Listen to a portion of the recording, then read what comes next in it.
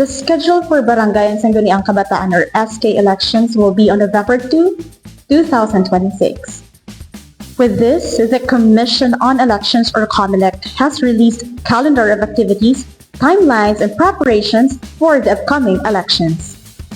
In an interview with Panay News, Attorney Dennis Alausan, the Regional Election Director of COMELEC in Western Visayas, said that Region 6 is ready for BSKE in November, saying that the region is in election mode and the preparations are in full swing.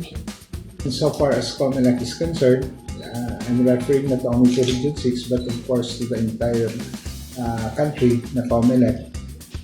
Kung si Chairman pa, we were in Quezon province last Monday. We're all in election mode, no? Wala kami yung kapanong kung may resetting, postponement or whatever. Full swing ang among preparations, no, at all levels. So we have already we're done with the registration of voters. So after the post-registration, ano na kita, no? Damo na consolidate na finalize na cleanse na nato, no, kanakandak na ito mga hearing sa ERD tanan ang atong voters list already prepared, no. So based atong project of precincts nga amo na pagabasihan, no, sang aton nga mga function nga mga voting centers, polling places, kag mga number of registered voters per precinct.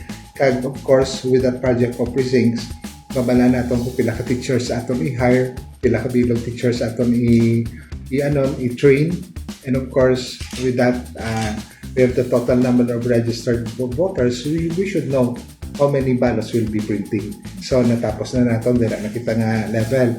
At this stage, no, nag-ano na lang kami, nag-ulat na lang kami sang final guidance, no, from COMELEC in regard the general instructions for the conduct of the elections. Now, that would be the general instructions for the electoral boards, no, kung ano na mga specific guidelines naton, that will be made basis of our training, so of the teachers.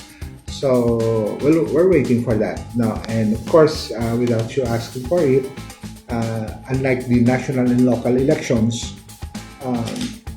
we'll be doing a manual elections kay barangay ini, no. So wala kita sa mga makina nga i-deploy, wala kita sa makina nga gamiton, kundi will just be providing the voters with the official ballots, and this time it will be the voters who will be writing the names of the candidates of their choice, no. Kung sa regular man, sa punong barangay, kag sa mga kagawad, kag sa SK kung SK sila.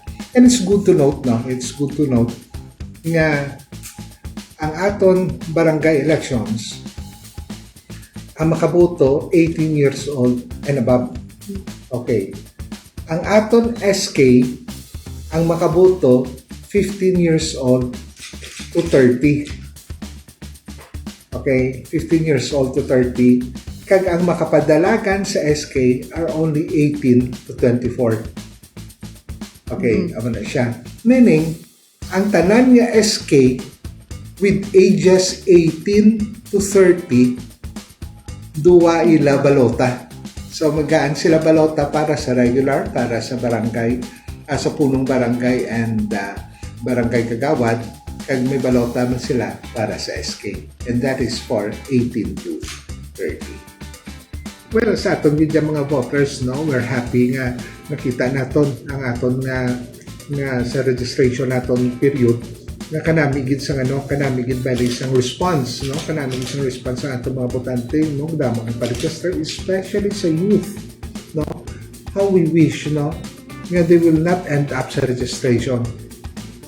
Kaya tungod registrado na sila, they have to get out and cast their vote, no, during election. Kaya nakita natin sa 2025, matunog sang tingog sa aton nga mga youth sector, no. So gusto natin tuloy-tuloy na ni, no, nga dako nga bagay ang aton mga pamatanon sa pagdesisyon no, sa aton election dati, no. Sa aton nga mga kauturan nga who were once youth, no? Or the young ones. Young at heart. Okay. So nga talaga nga maano nga we have to set the example, no? On how we value our right of suffrage. This is a very sacred right given to us by the Constitution. No, nga ipakita naton, no, sa all and sundry, hindi lang sa aton nga mga kamatanon, na kita mismo, no, nga kita mismo bisan we are past our youth, we still care for our country, and we can set the example to the later generation nga ang makapapasko gid sa aton bali nga mga institusyon, no, which is the basis no sa atong mga problema subong kay tungod ng weekend ng iba naton mga institusyon is our active participation and the exercise of our conferred authority, no? I mean the sovereignty conferred on all of us, no? Na ma-exercise natin sa maayo na ginatagi sina sa aton nga diretso. Kita natin sa